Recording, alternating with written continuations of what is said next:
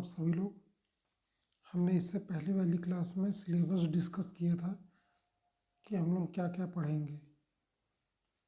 तो आज की पहली इस क्लास में हम जनरल एप्टीट्यूड स्टार्ट करेंगे, जो कि मैथमेटिक्स भी कुछ लोग इसे कहते हैं। तो इसमें हम सबसे पहले आज नंबर सिस्टम पढ़ेंगे।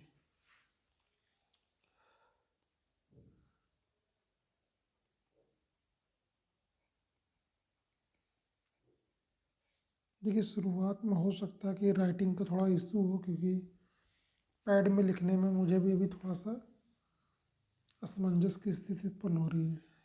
तो फिलहाल आप लोगों को अच्छे समझ में आएगा, ऐसा मुझे उम्मीद है। इसे हम क्या कहते हैं? संख्या पद्धति। ठीक। देखिए, नंबर सिस्टम का मतलब क्या है? आपको तो वैसे ही पता है कि 1 2 3 4 5 या जहाँ तक आप गिनती गिनते हैं ये सब नंबर है ना। लेकिन जब हम नंबर सिस्टम की बात करते हैं तो हम एक सिस्टमैटिक वे से जो भी कैलकुलेशन होती है वो उस पूरे प्रोसेस को हम जो है नंबर सिस्टम कहते हैं। ये आपको जो है मीनिंगफुल सेंस देता है।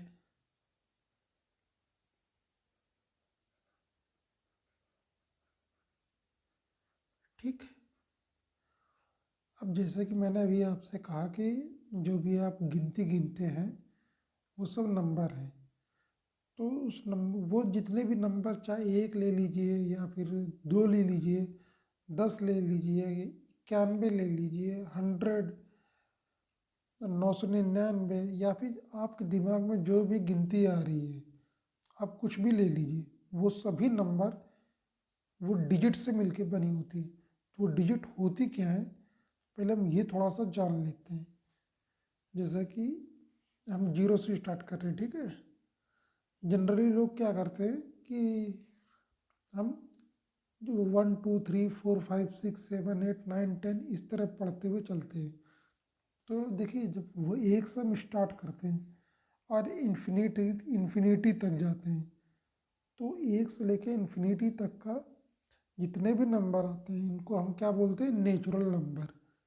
लेकिन यदि हम इसी नेचुरल नंबर में जीरो ऐड कर दें, यानी कि अब हम जो काउंटिंग करें 0 से करें, तो उसे हम क्या कहेंगे? Whole number. फिलहाल हम ये सब चीज़ें अभी आगे पढ़ेंगे, लेकिन शॉर्ट में थोड़ा थोड़ा पढ़ते चलेंगे तो हमको बाद में रिकॉल करने में आसानी रहेगी। तो अब हम जैसे कि हमने कहा कि 0 1 2 3 कहाँ तक? 9 तक। ये सब आपके क्या है? ये सब हैं आपके डिजिट, जिसे हिंदी में अंक भी कहते हैं। ठीक। इन्हीं डिजिट से जो है आपके नंबर बनते हैं। अभी जैसे कि मैंने कहा कि जो नंबर सिस्टम ये आपको मीनिंगफुल सेंस देता है। तो इस चीज़ को समझने के लिए ज़रा एक चीज़ बताइए। मान लीजिए आपको कोई नंबर लिखना है, नंबर यानी संख्या लिखनी है। जैसे हमने कहा कि आप 1 लिख लिए, तो आप एक ऐसे लिखेंगे या ऐसे लिखना पसंद करेंगे? मुझे लगता है आप ऐसे लिखेंगे। तो ये मतलब देखिए, पढ़ेंगे हम इसको भी एक और हम इसको भी एक ही पढ़ेंगे, लेकिन दोनों के लिखने के तरीके में अंतर है। हम इसको जो है सही मानते हैं। तो आप जो कि आपको एक सेंस दे रहा है कि हाँ ये सही है और ये गलत है। जैसे कि आप दूसरे एग्जाम्पल से समझिए, +1 या +2 रख लीजिए।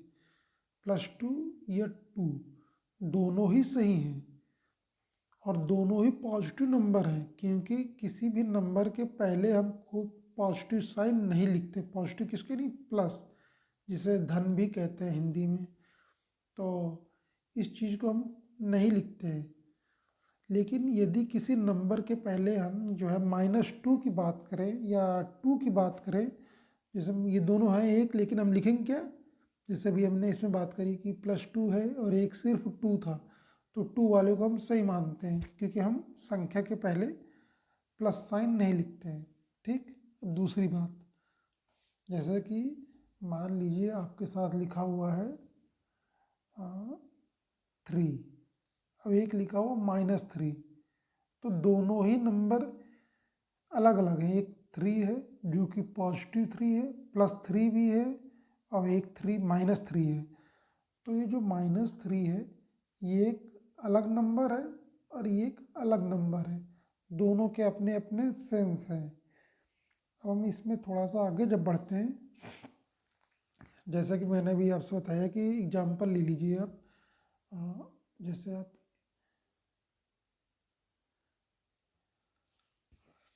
जैसे आप ये लीजिए एग्जाम्पल में, मान लीजिए कि कोई नंबर लिखा हुआ है 004 और मैं इधर लिख दूँ 112। समझने के लिए मैं दोनों चीज़ों में समझाना क्या चाह रहा हूँ आप समझ जाएंगे। यदि आप इसकी बात करें तो इसमें जो है कितने नंबर डिजिट हैं बताइए। इस मतलब कि 004 जो एक नंबर दिया हुआ है आपके, इसमें कितने डिजिट हैं। जब आप डिजिट की कहेंगे तो इसमें डिजिट है सिर्फ एक। हो रहे हो ना कंफ्यूज। अब यहाँ पर कितने डिजिट हैं, 3 डिजिट हैं। कैसे, 1 2 3, 3 डिजिट। यहाँ पर कितने हैं, 0 का कोई शुरुआत में सिग्निफिकेंट नहीं है, सिर्फ 4 का सिग्निफिकेंट है। तो यहाँ पर डिजिट आपकी कितनी है, 1 है।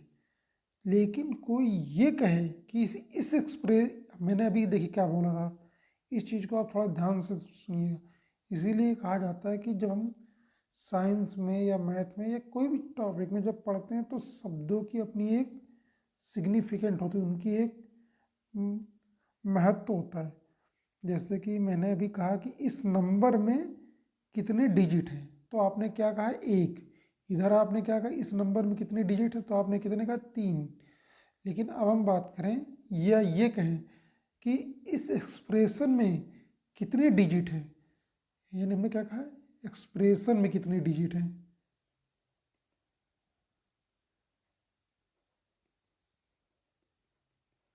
तब आप कितने कहेंगे, 3 डिजिट हैं। क्योंकि 1 2 3, आपने ये नहीं कहा कि नंबर में कितने डिजिट हैं, आपने ये कहा कि एक्सप्रेशन में कितने डिजिट हैं, तब आप 3 कहेंगे। और यहाँ पर भी कितने होंगे, इस एक्सप्रेशन में 3 डिजिट। तो ये चीज़ आपको समझ में आया। ठीक। अच्छा, अब हम एक चीज़ और देख लेते हैं। देखिए छोटी छोटी चीज़ें हम सीखते चलेंगे और फिर बाद में हम जो है, आप मतलब कि क्वेश्चन मैं भी दे दूंगा, लेकिन आप लोग भी अपने हिसाब से प्रैक्टिस करिएगा। देखिए क्वेश्चन कहीं से भी उठा के। सबसे पहले मैं एक असेंडिंग ऑर्डर, ACE, सॉरी गलत हो गया,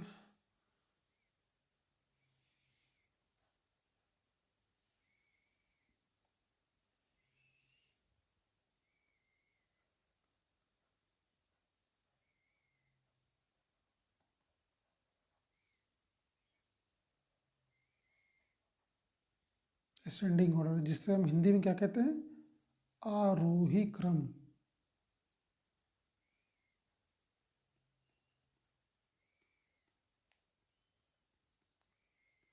ठीक। अच्छा, ये होता क्या है, देखिए असेंडिंग ऑर्डर मतलब कि एक सिंपल छोटे शब्द में कहूँ तो बढ़ते क्रम में। ठीक। अब बढ़ते क्रम का क्या मतलब है, आप जो है जब हम किसी छोटी संख्या से स्टार्ट करते हैं और बड़ी संख्या तक पहुंचते हैं एक व्यवस्थित करते हुए, मतलब कि छोटे से प्रारंभ करके सबसे बड़े तक व्यवस्थित करना, किसको, जो आपको नंबर दिए गए हैं उसको हम कहते हैं असेंडिंग ऑर्डर यानी आरोही क्रम। जैसे कि ये मान लीजिए आपको नंबर दे दिया जाए, एग्जाम्पल दे दिया जाए 2 4 9 3 10 7। ठीक, अब आपको ये कहा जाए कि इसको आप असेंडिंग ऑर्डर में लिखिए। मैंने अभी आपसे क्या बोला कि छोटे से प्रारंभ कर सबसे बड़े तक व्यवस्थित करना। छोटे से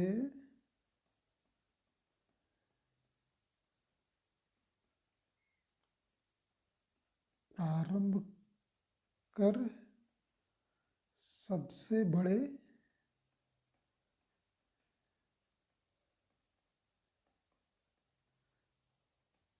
तक व्यवस्थित करना। ठीक है, मतलब कि हम जो है, अब इसमें देखिए, मैं इस चीज़ को आप जो है अंडरलाइन करके आप इस चीज़ को समझिए, ये लिखा क्या हुआ है। इसी यहीं पे आपका जो है, इससे आप इस क्वेश्चन को सॉल्व कर सकते हैं। सबसे छोटी संख्या क्या है? 2। अब जब छोटे से आप बड़े की ओर जाएंगे तो अब 2 से अब आपको बड़ी संख्या लेनी है ना, तो 2 से बड़ी संख्या क्या 4 होगी? नहीं, 2 से बड़ी संख्या 3 है।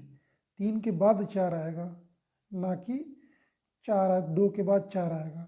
तो 3 के बाद, सॉरी, 2 के बाद आप क्या लिखेंगे? 3। अब 3 के बाद क्या आ रही है? 4। 4 के बाद 7, फिर 9।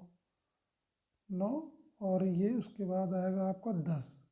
तो आपने क्या किया? छोटे से प्रारंभ करते हुए आप बड़े की ओर गए हैं, तो इसको हम क्या कहेंगे? Ascending order. अच्छा, अब इसके अपोजिट में क्या होता है? इसके अपोजिट में होता है डिसेंडिंग ऑर्डर। क्या होता है? Descending order.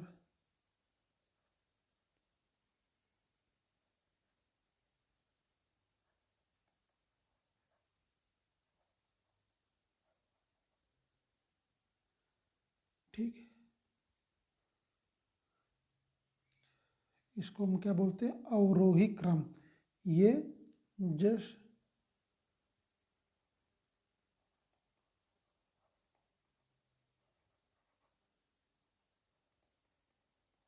Opposite to ascending order.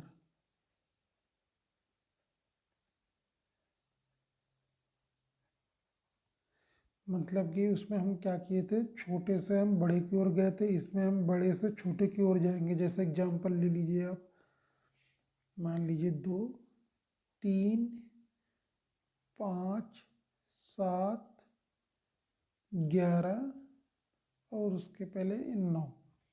अब मैंने इसमें क्या कहा है, तो इसका आंसर आप क्या देंगे बताइए? हमने क्या कहा है? एक तो ये असेंडिंग के अपोजिट में होगा, इट मीन्स हम बड़े से छोटे की ओर जाएंगे। तो सबसे बड़ी संख्या क्या है इसमें? 11, देन 9, 7, 5, 3, 2। तो ये आपका हो गया डिसेंडिंग ऑर्डर। ठीक है, अब हम थोड़ा सा इसके बारे में देखते हैं, यूनिट कन्वर्जन। देखिए, ये जितने भी टॉपिक हैं आपके, मैंने शुरुआत में ही सिलेबस जब डिस्कस कर रहा था तो मैंने बताया था कि हम वो सभी टॉपिक करेंगे जो आपके किसी न किसी एग्ज़ाम में इम्पोर्टेंट होंगे। वो चाहे आपके वनडे एग्ज़ाम हो, या फिर आपको यदि यूपीएससी पीसीएस का जो सीसेट वाला पोर्सन होता है वहाँ पर भी कहीं ना कहीं ये हेल्पफुल होंगे। ये सब छोटी छोटी चीज़ें होती हैं। हम भी धीरे धीरे जो है इससे हायर लेवल में पहुंचने की कोशिश करेंगे। ठीक है, तो हम इन सब टॉपिक को इसलिए कवर कर रहे हैं ताकि कोई भी बच्चा यहाँ पर यदि देखे तो उसे चीज़ें आसानी से समझ में भी आए। तो अब हम क्या पढ़ेंगे? थोड़ा सा यूनिट कन्वर्जन।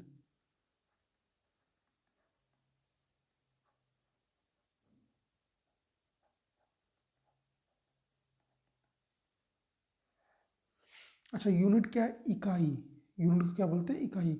कन्वर्जन मतलब कन्वर्ट करना, किसी एक यूनिट से हम किसी जो दूसरी यूनिट में जाते हैं, यानी एक मात्रक से हम दूसरे मात्रक में जाएंगे।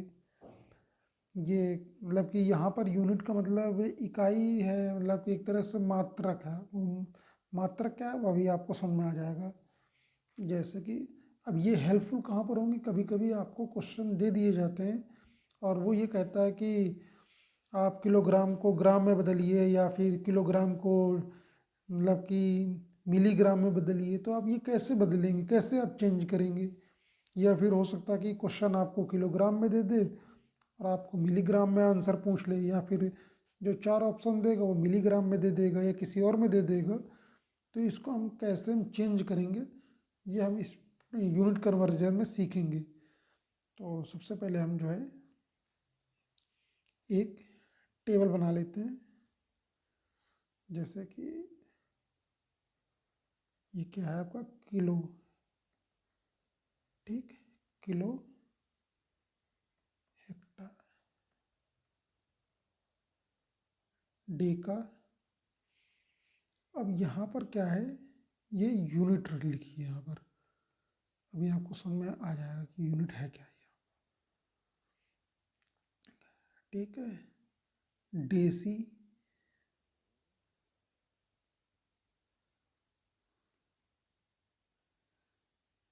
सेंटी,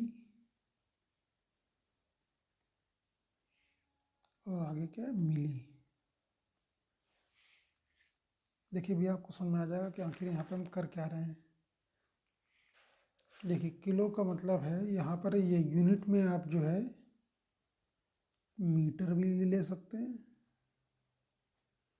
लीटर भी ले सकते हैं, या फिर ग्राम ले लीजिए।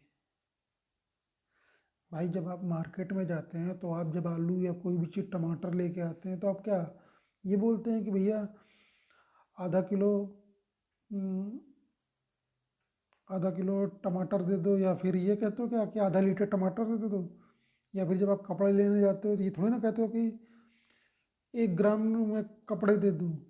मतलब कि जब आप कपड़े लेने जाते हैं तो आप किस में मेजर करते हैं, तो मीटर में मेजर करते हैं। जब आप कोई लिक्विड टाइप में जैसे कि मिल्क है या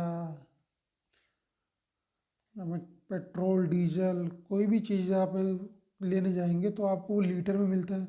लेकिन जब आप कोई जो है जैसे कि किसी भी चीज़ को मतलब कि जब आप मेजर करते हैं यानी जब आप तौलते हैं, जैसे कि आप मार्केट में जाते हैं कि जब आप आलू लेने जाते हैं तो आपको वो किलो में ग्राम के हिसाब से मिलता है ना। तो सबसे बड़ी यूनिट क्या है, किलो। अब आप एक चीज़ काम ये करिए, हम्म, किलो को आप वो 1 नंबर दे दीजिए, इसको 10 दे दीजिए, और डेका को 100, इसको 1000, सॉरी 1 मिनट,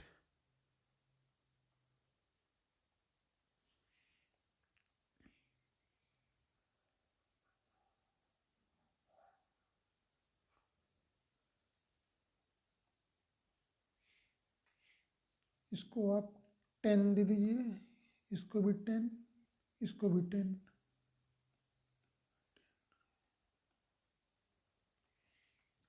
अब देखिए कैसे कन्वर्ट करेंगे।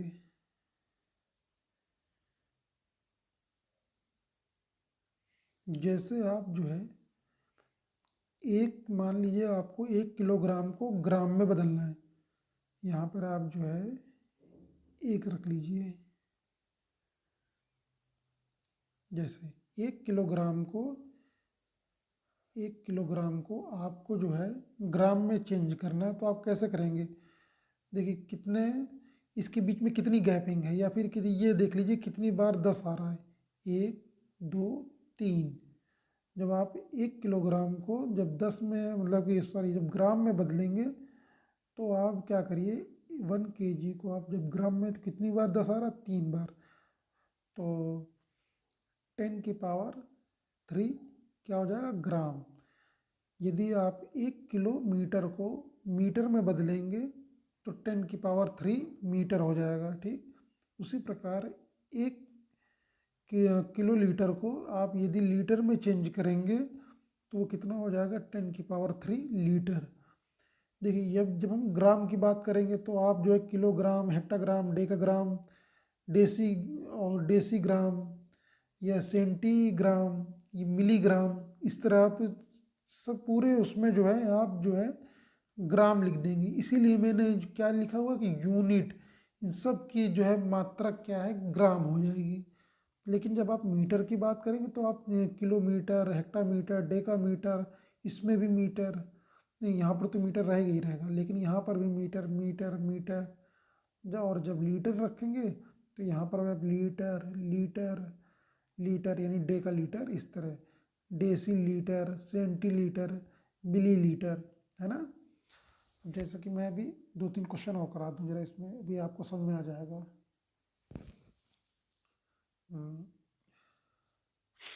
जैसे कि आप जो है 1 किलोग्राम, 1 किलो 1 किलोग्राम को आप जो है किस में बदल रहे हैं, मान लीजिए मिलीग्राम में बदल रहे हैं। तो यहाँ पर मैं क्या लिख देता हूँ,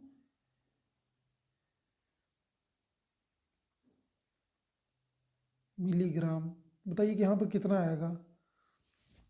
यहाँ पर देखिए 1 2 3 4 5 6, 10⁻⁶, ठीक। ये कितना हो 10⁻⁶ मिलीग्राम। अब जैसे कि 1 किलोग्राम को अब आपको बदलना है किसमें, सेंटीग्राम में। कितना,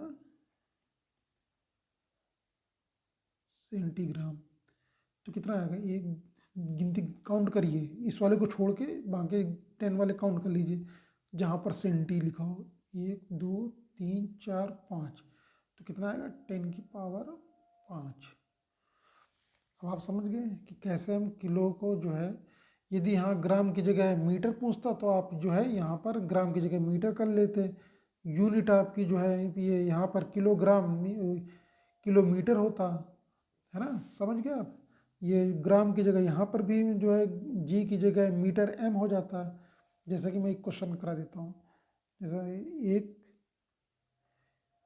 किलोमीटर में कितने डेसीमीटर होंगे, ठीक है, डेसीमीटर। अब आप बताइए कितने होंगे, 1 2 3 4, डेसी यहाँ पर आ रहा ना, मीटर आपने यूनिट ले ली है तो 10⁻⁴। इस तरह देखिए जब हम लेफ़्ट टू राइट जाएंगे तो हम मल्टीप्लाई करेंगे, क्या करेंगे, मल्टीप्लाई, ठीक। और जब हम राइट टू लेफ़्ट जाएंगे तो हम क्या करेंगे, डिवाइड करेंगे। यानी ये आपका ये पोर्शन क्या हो गया आपका लेफ़्ट, और ये पोर्शन क्या हो गया आपका, नहीं नहीं सॉरी सॉरी, ये पोर्शन हो गया आपका राइट, ये पोर्शन हो गया आपका लेफ़्ट, ठीक। यानी लेफ़्ट टू राइट जाएंगे तो आप करेंगे मल्टीप्लाई, और जब आप राइट टू लेफ़्ट आएंगे तो आपको डिवाइड करना पड़ेगा। जैसे मैं एक क्वेश्चन यहाँ पे बगल में करा देता हूँ इसका भी, सॉरी।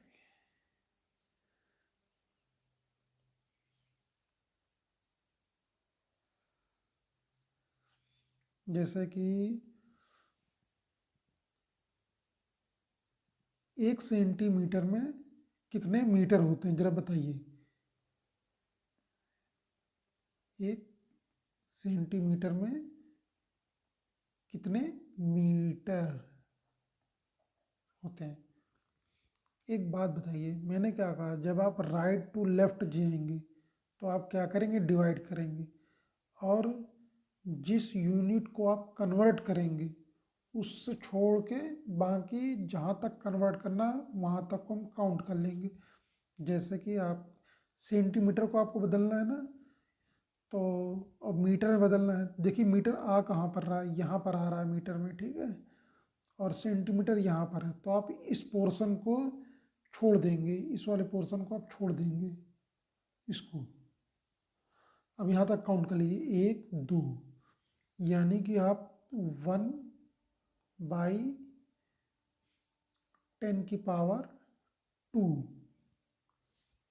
भाई देखिए 1 2 10⁻² हो गया। यदि 3 तक जाता तो यहाँ 3 कर देते हैं, मैंने क्या कहा कि जब आप राइट टू लेफ्ट जाएंगे तो डिवाइड करेंगे, मैंने डिवाइड भी कर दिया देखिए। तो ये कितने डिवाइड कर दिए, 1/10⁻²मीटर। वैसे मुझे तो डायरेक्टली पता था कि 1 सेंटीमीटर 10⁻²मीटर होते हैं, लेकिन आपको सिखाने के लिए बता रहा हूँ कि 1/10⁻²मीटर होगा। तो ये कितना हो जाएगा, 1 सेंटीमीटर इक्वल टू 10⁻²मीटर। देखिए पेपर में ना तो ये 1 होगा, वहाँ पर जो है 2 सेंटीमीटर या 10 सेंटीमीटर या 1000, मतलब कि कुछ भी नंबर दिए होंगे। लेकिन ज़रा समझिए कि जैसे कि मैं एक एग्जांपल देता हूँ आपको। जैसे मान लीजिए 40 सेंटीमीटर को आपको जो है मीटर में चेंज करना है, कितने मीटर होंगे 40 सेंटीमीटर, बताइए। ये क्वेश्चन आए हुए हैं, तो कैसे करेंगे। देखिए मैंने क्या बताया कि 1 सेंटीमीटर में 10⁻²मीटर होते हैं। ये 40 सेंटीमीटर लिखा हुआ है, आप इसको ये लिख सकते हैं कि नहीं लिख सकते हैं, 40 × 1 सेंटीमीटर लिख सकते हैं, कोई दिक्कत नहीं, क्योंकि 40 का मल्टीप्लाई यदि 1 में करेंगे तो भी 40 ही आएगा। तो 40 लिख दीजिए। और 1 सेंटीमीटर में कितने होते हैं, 10⁻²मीटर। ठीक, ये कितना हो गया आपका, या तो ये भी यहाँ तक भी रख देंगे, कोई भी कोई दिक्कत नहीं कि टेप 40 × 10⁻²मीटर, या फिर आप इसको ये भी कह सकते हैं जब आप मल्टीप्लाई करेंगे, क्योंकि -2 10⁻² है, यानी कि 2 डिजिट हम लेफ्ट की तरफ मूव कर जाएंगे। जैसे 40 है 2 डिजिट, तो लेफ्ट की तरफ 1 2, तो कितना आ जाएगा 0.4 मीटर। ये आपका आंसर। फिलहाल यदि अभी इसमें किसी को कोई दिक्कत हो तो आप कमेंट में पूछ सकते हैं, मैं नेक्स्ट क्लास में थोड़ा इसमें अच्छे से और भी समझा दूंगा। ठीक,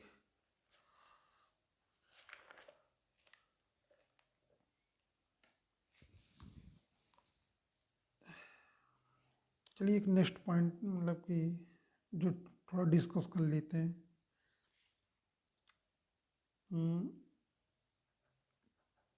3DCE डिसीसर, इसको क्या बोलते हैं हिंदी में, पूर्ववर्ती।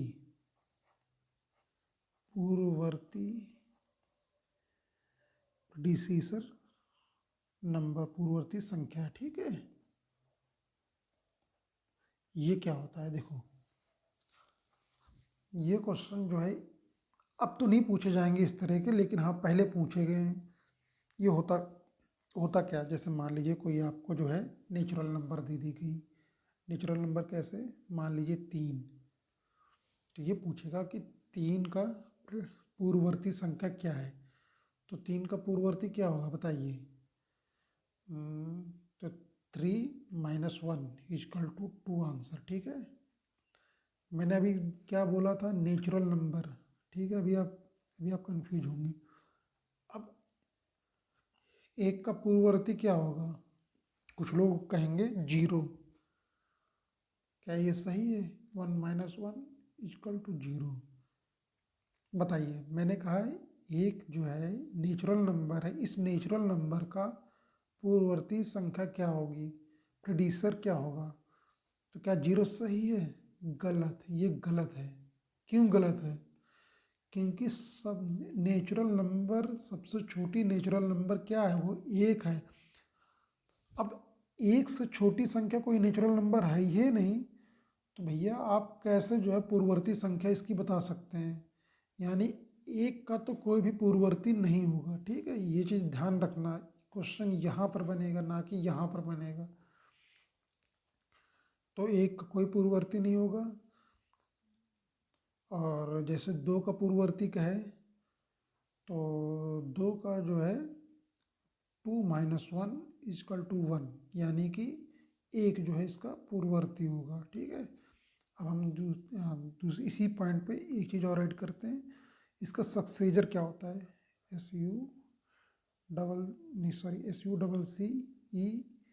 SUCCESSOR, सक्सेजर यानी कि परवर्ती। परवर्ती मतलब कि बाद की संख्या, परवर्ती संख्या। ठीक, जैसे कि एग्जांपल देता हूँ मैं आपको। मान लीजिए 20 का परवर्ती पूछा गया है, तो हम 20 + 1 = कितना हो गया, 21। ठीक। और जैसे इसी प्रकार जैसे मान लीजिए 10 का पूछ ले, परवर्ती क्या होगा, 10 + 1 कितना हो गया, 11। चलिए आज की क्लास में इतनी रखते हैं और नेक्स्ट क्लास में मिलते हैं। Thank you.